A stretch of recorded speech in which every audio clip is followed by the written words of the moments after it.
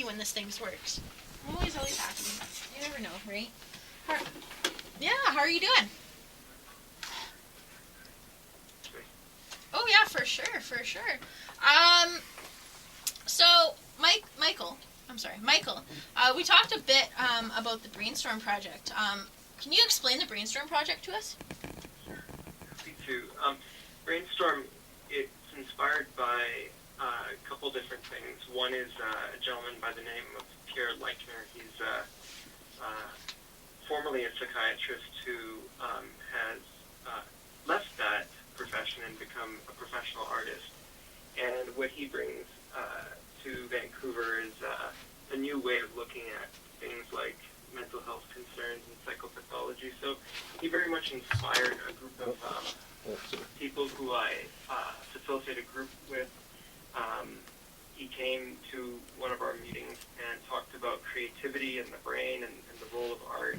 And so folks decided to continue to work with him and under his sort of advice. And what's come out of a set of meetings is Brainstorm.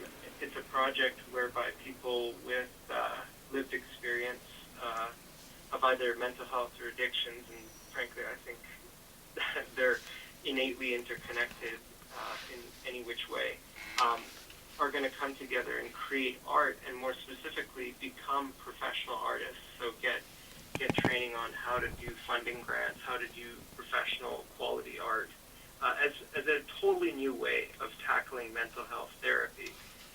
No medication, just change. Okay, this is kind of an out there question, but bear with me. So do you believe that people with different mental illnesses or disabilities or anything like that can create more different types of art? Would you be able to see the different types of art for the different types of illnesses? Just at a first glance of your question, I think it's important to distinguish between disability and illness, right? Disability is a description of someone who is or isn't able in a particular way. So some people can have, say, a particular color of hair, and that can, that's a trait of theirs, but it may or may not be disabling, right? So I think it's just important to note that difference. But I do think that people with, various different life experiences, so-called mental health concerns, can create different kinds of art. I think that there's a certain freeness that comes with, or passion that comes with different forms of psychopathology, but I think that goes for everybody. I don't think it's necessarily the case that people with diagnoses create different kinds of art. I think everybody creates different kinds of art. Yeah, that's true. I think what I was just meaning was, I don't know, it's kind of hard to explain. Like me with my schizoaffective, it's kind of hard to explain. I may see things in a different way, so I'm able to do something in a different way, if that makes sense to you.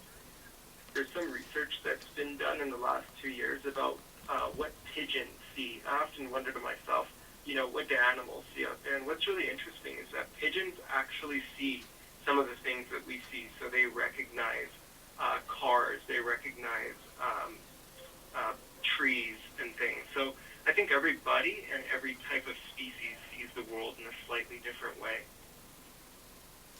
I had another question too. I'm trying to remember the name of it now, because you'd mentioned, is psycho, what was that word that you were saying?